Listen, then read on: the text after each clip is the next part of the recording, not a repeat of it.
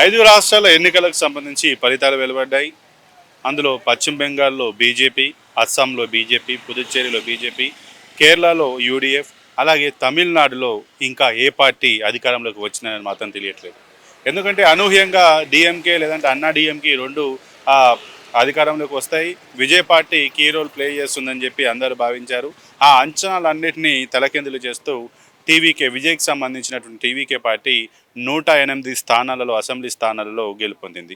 మొత్తం 234 అసెంబ్లీ స్థానాలు ఉన్నటువంటి తమిళనాడులో టీవీకే 108, డీఎంకే 59, అలాగే అన్నా డీఎంకే 47 స్థానాల్లో గెలుపొంది. ఇతరత్రులు కాంగ్రెస్ 5 స్థానాల్లో, ఇతరత్ర పార్టీలు కూడా సిపిఎం, సిపిఐ కూడా మిగతా స్థానాల్లో గెలిపొందినటువంటి పరిస్థితి.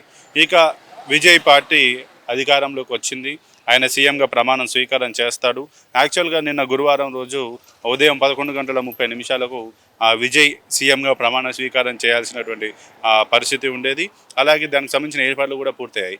కానీ ఏదైతే టీవీకి సంబంధించినటువంటి విజయ్ తాను సీఎంగా తమ ప్రభుత్వం ఏర్పాటు చేయాలని చెప్పి గవర్నర్ని కలిసినప్పుడు ఆ గవర్నర్ తాము ప్రభుత్వం ఏర్పాటు చేయడానికి నిరాకరించాడు. ఎందుకంటే తమిళనాడులో దాదాపు 234 అసెంబ్లీ స్థానాలు ఉండగా ఈ 234 అసెంబ్లీ స్థానాల్లో 118 మ్యాజిక్ ఫిగర్గా ఉంది. ఎవరైనా ప్రభుత్వాన్ని ఏర్పాటు చేయాలంటే 118 సీట్లు, 118 మంది ఎమ్మెల్యేలు దానికి మద్దతుగా నిలబడాలి.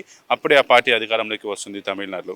విజయ్కి సంబంధించిన పార్టీ 108 స్థానాలు గెలిచింది. అందులో 108లో 2 చోట్ల విజయ్ గెలుపొందగా ఒకటి మాత్రం అది రాజీనామా చేయాల్సింది. సో 107 అసెంబ్లీ స్థానాలు, 107 ఎమ్మెల్యేలు ఉన్నారు. దానికి తోడు కాంగ్రెస్ 5 ఎమ్మెల్యేలు సపోర్ట్ చేయడంతో 112 సంఖ్యాబలం పెరిగింది.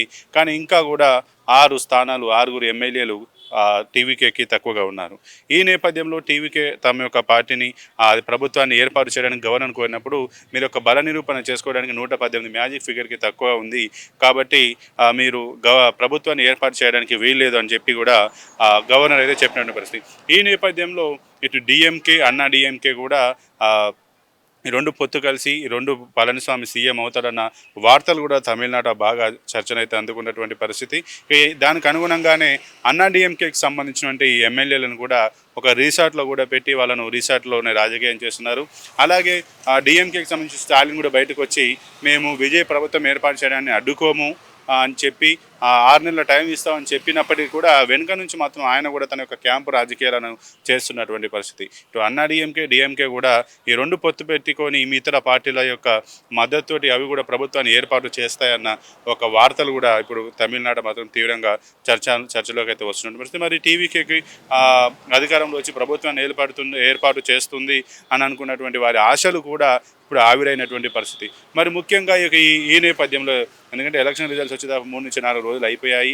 ప్రభుత్వాన్ని ఏర్పాటు చేయాల్సినటువంటి అవసరం ఉంది, ఎంతైనా ఉంది. కానీ ప్రభుత్వాన్ని ఏర్పాటు చేయడానికి రాజ్యాంగం ప్రకారం నిర్దిష్ట గడువు లేకపోయినా కూడా గత కొంతకాలంగా కూడా ఆనవాయితీగా కూడా ఏ పార్టీ అయితే అధికారంలోకి వస్తుందో వారిని గవర్నర్లు వెళ్ళి త్వరగా పార్టీని ప్రభుత్వాన్ని ఏర్పాటు చేయాలని చెప్పి వారిని బల నిరూపణకు ఆహ్వానించి ప్రమాణ స్వీకారం చేయించి ప్రభుత్వాన్ని నెలకొల్పినటువంటి పరిస్థితి. ఇప్పుడు తమిళనాడులో మాత్రం దానికి భిన్నంగా ఉంది. మరి ఏ పార్టీకి స్పష్టమైనటువంటి మెజార్టీ వస్తుంది. టీవీకేకి ఇండివిజువల్గా మెజార్టీ వచ్చినప్పటికీ మ్యాజిక్ ఫిగర్ని చేరుకోలేకపోయింది. అలాగే డిఎంకే, అన్నా డిఎంకే ఇతర పార్టీలు పొత్తు కలుపుకొని పోయినప్పుడు కూడా మరి ఆ పార్టీ ఆ పొత్తుకు సంబంధించి వారు అధికారంలోకి వస్తారా లేరా, ఆ తర్వాత జరిగేటువంటి ఆ రాజకీయ లోపాయిగారు ఒప్పందాలు, క్యాంపు రాజకీయాలన్నీ బేస్ చేసుకొని మద్దతు కూడా కొట్టేటువంటి అవకాశం కూడా ఉంటుంది. ఈ నేపథ్యంలో గవర్నర్ కూడా తన యొక్క నిర్ణయాన్ని తీసుకునేటువంటి అవకాశం ఉంది. ఎందుకంటే ముఖ్యంగా ఇలాంటి పరిస్థితుల్లో గవర్నర్ 3 నిర్ణయాలు తీసుకునేటువంటి అవకాశం ఉంది. మొదటిది ఏదైతే ఇండివిజువల్ పార్టీ ఏదైతే ఉందో దాన్ని ప్రభుత్వాన్ని ఏర్పాటు చేయడానికి ఆహ్వానించడం, వారి యొక్క బల నిరూపణ చేసుకోవాలని చెప్పడం. లేదు, రెండవది అవకాశం వచ్చేసి ఇతర పొత్తు పార్టీలు పెట్టుకొని ఆ పొత్తు పార్టీలకు సంబంధించినటువంటి వారు ఎక్కువ సభ్యుల మద్దతు కూడగొని వాటికి ప్రభుత్వం ఏర్పాటు చేసుకోవడానికి అవకాశం ఉంది. ఇక మూడవది రాష్ట్రపతి పాలనకు సిఫారసు చేసి ఇప్పుడు జరిగినటువంటి వీటిని ఈ అసెంబ్లీని రాష్ట్రపతి పాలనకు సిఫారసు చేసి ఆ తర్వాత ఈ యొక్క మద్దతుదారులు ఉన్నటువంటి ఏవైతే ఇండివిజువల్ పార్టీ కావచ్చు, ఈ పొత్తు పెట్టుకున్నటువంటి పార్టీలు ఏవైతే ఉన్నాయో అవన్నీ కూడా మద్దతు పేర్కొని మళ్ళీ మేము ప్రభుత్వాన్ని ఏర్పాటు చేసుకుంటామని చెప్పి రాష్ట్రపతిని కోరుకొని మళ్ళీ అప్పుడు ప్రభుత్వాన్ని ఏర్పాటు చేసేటువంటి అవకాశం అవకాశం కూడా ఉంటుంది.